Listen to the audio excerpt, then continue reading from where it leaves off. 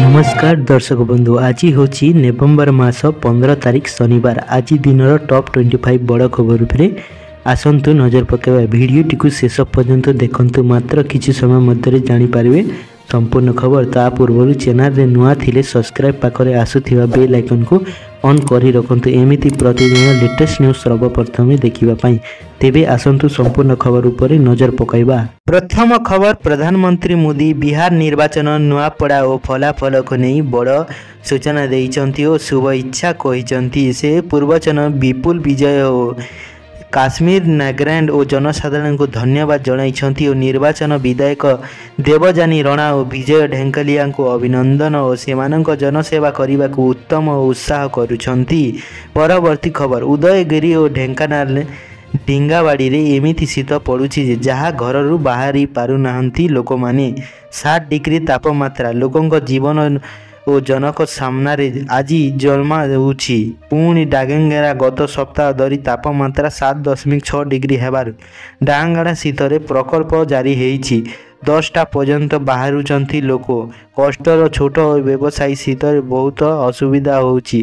कहल पवन पड़वा सहित लोकंको शीत रोकुछंती और एही शीतरे मजा नेबाकू पर्यटक माने उद्यान होटेल को मध्य कॉफी बिकिबाकू आसुचंती। परवर्ती खबर, चाषी माननकू आसंतु बड़ खुशी खबर जणाइछंती प्रधानमंत्री नरेंद्र मोदी।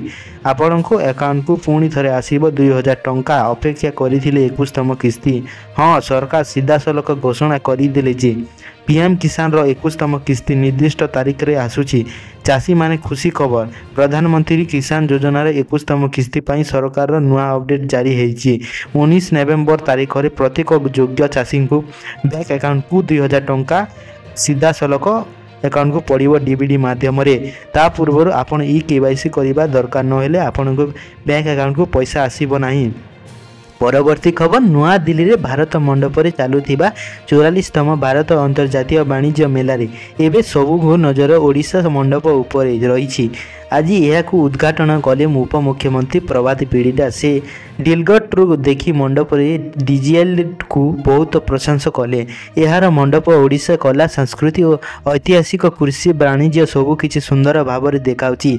सिंह द्वारा आकृतिक गेट और बाइक 13 चरण दर्शन को बहुत आकर्षित करुछि।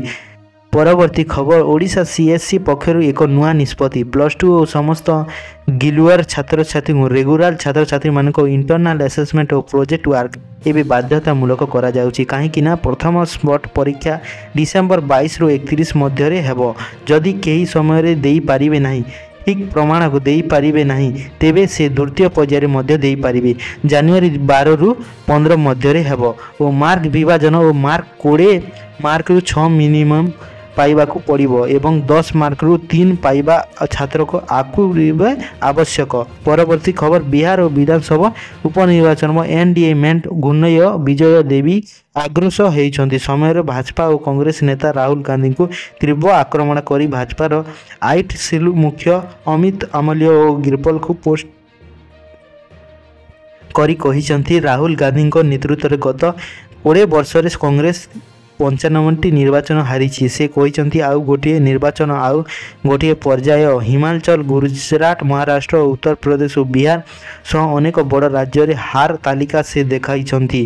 परवर्ती खबर, दिल्ली विस्फोरण पर एवं पाकिस्तान विजय अच्छी। ऑपरेशन सिंदूर पुणी बाहर हेब भयंकर। पाकिस्तान तुरंत नूतन रणनीति आरंभ करुछि। यह पाई से अन्य देश ठारू ड्रोन और आधुनिक अस्त्र किणवा सह चेष्टा करुछि। सूचना मिली अछि पाकिस्तान यूक्रेन सहित ड्रोन उपयुक्त अवलंबन पाई कथबार्ता आरंभ करिछि। यूक्रेन ड्रोन कंपनी सह पाकिस्तान प्रतिरक्षा कंपनी आलोचना करिछि जे पार्क सरकार यही विषय को गुप्त रखुची।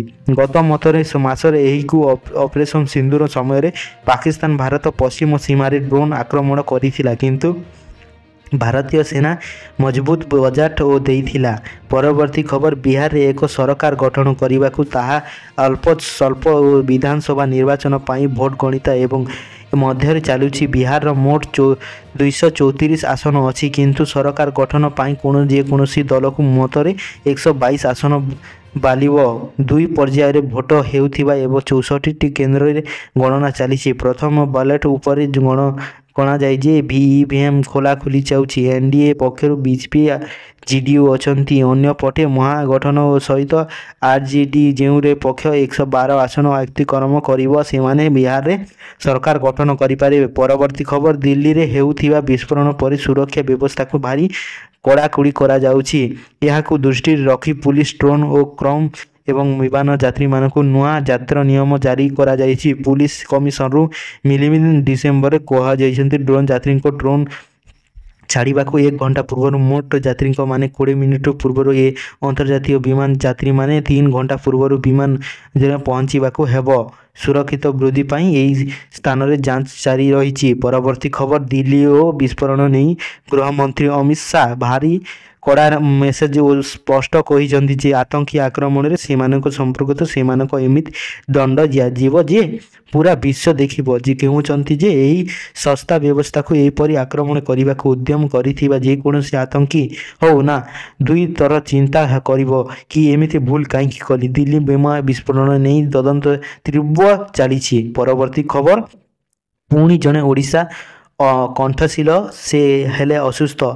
ଓଲିଡିଜ୍ ଇଣ୍ଟରନେଟ୍ ଖତ୍ୟମରା ଓ ସିଂହର ହ୍ୟୁମାନ ସାଗର ବିଗିଡ଼ିଗଲା ସ୍ୱାସ୍ଥ୍ୟ। କିଡନୀ ଓ ଲିଭର ଜନିତ ସମସ୍ୟା ଯୋଗୁଁ ଅଧିକ ଚିକିତ୍ସା ପାଇଁ ଭୁବନେଶ୍ୱର ମ୍ୟାକ୍ସ ସ୍ଥାନାନ୍ତର କିଛି ଦିନ ହେବ ଘରୋଇ ହସ୍ପିଟାଲରେ ଚିକିତ୍ସିତ ହେଉଥିବା ସିଂହର। ପରବର୍ତ୍ତୀ ଖବର ଭାରତ ଏକ ଐତିହାସିକ ଉପଲବ୍ଧି ବାହାର କରୁଛି। ଚୀନ ସମସ୍ୟା ମାତ୍ର 35 କିଲୋମିଟର ଦୂରରେ କନ୍ୟା ବାୟୁମଣ୍ଡଳ ଘଟାଉଥିବା ହିତକାରକ ରୂପେ ସକ୍ରିୟ କରାଯାଉଛି। ସମୁଦ୍ର ପତନ 13,710 କିଲୋମିଟର ଉଚ୍ଚତାରେ ଅବସ୍ଥିତ ଏହି ବସ୍ ଭାରତୀୟ ବ୍ୟବସାୟ ଓ ତାତଙ୍କ ନୂଆ ଉଚ୍ଚତା ପ୍ରଦାନ କରିବାକୁ ଏହି ସିଧା ଅର୍ଥ ହେଉଛି ଏକାଉଣ୍ଟରୁ ଭାରତର ନିରକ୍ଷେପ ଓ ଦ୍ୱୈତ ଓ କାର୍ଯ୍ୟାନୁଷ୍ଠାନ ପାଇଁ କ୍ଷମତା ପଦକ୍ଷେପ ଅଧିକ ମଜବୁତ ହୋଇପାରିବ। ପରବର୍ତ୍ତୀ ଖବର ବିହାର ବିଧାନସଭା ନିର୍ବାଚନ ମହାଶିବ ଏବଂ ପ୍ରଧାନମନ୍ତ୍ରୀ ନରେନ୍ଦ୍ର ମୋଦି ଆଜି ଭାଜପା ମୁଖ୍ୟାଳୟରେ ପହଞ୍ଚି ସେଠାରେ ଅମିତ ଶାହଙ୍କ ଜିବି ନୋଷ୍ଟ ରାଜନେତା ସିଂହ ମଧ୍ୟରେ ଉପସ୍ଥିତ ଥିଲେ। ମୁଖ୍ୟାଳୟରେ ପହଞ୍ଚି ସେ ସହିତ ମୋଦି ଓ ବିହାର ଶୈଳୀରେ ଗାମୁଛା ହଲାଇ ଲୋକମାନଙ୍କୁ ବିଶେଷ ସନ୍ଦେଶ ଦେଲେ ଯେ ଭାଜପା କର୍ମୀ ନେତାମାନେ ମୋଦିଙ୍କୁ ଭବ୍ୟ ସ୍ୱାଗତ କରିଛନ୍ତି। ପରବର୍ତ୍ତୀ ଖବର ଉତ୍ତରାଖଣ୍ଡ ନେଲା ବେଶରୁ ଭାରତ ସରକାର ଅଧିକାରୀ ଭାବେ ସକ୍ରିୟ କରିଯାଇଛି। ସମୁଦ୍ର ପତନରୁ 13,710 ଫୁଟ ଉଚ୍ଚରେ ଥିବା ଏହି ଘାଟି ଚୀନ ସୀମାକୁ ମାତ୍ର 35 କିଲୋମିଟର। ଏହାର ଅର୍ଥ ହେଉଛି ଏଲକିସିଆର ପ୍ରତ୍ୟେକ ଅଞ୍ଚଳ ଉପରେ ଭାରତର ନଜର ଏବଂ ଆଉ ଦୃଢ଼। 230 କୋଟି ଟଙ୍କା ବ୍ୟୟ କରି ତିଆରି ଏହି ଏୟାରବେସ୍କୁ ଆଇଓବିନ୍ ଓ ମୁଖ୍ୟ ଏପି ସିଂ ଓ ଲୋକାର୍ପଣ କରିଛନ୍ତି ଓ ଦିଲ୍ଲୀରେ ସେହି 130G ବିମାନରେ ଆସି ସିଧା ନିୟମରେ ଲ୍ୟାଣ୍ଡ କରିଛନ୍ତି। ପରବର୍ତ୍ତୀ ଖବର ଏବେ ଏହାର ଫଳାଫଳ ଜେଟ୍ କରାଯିବ।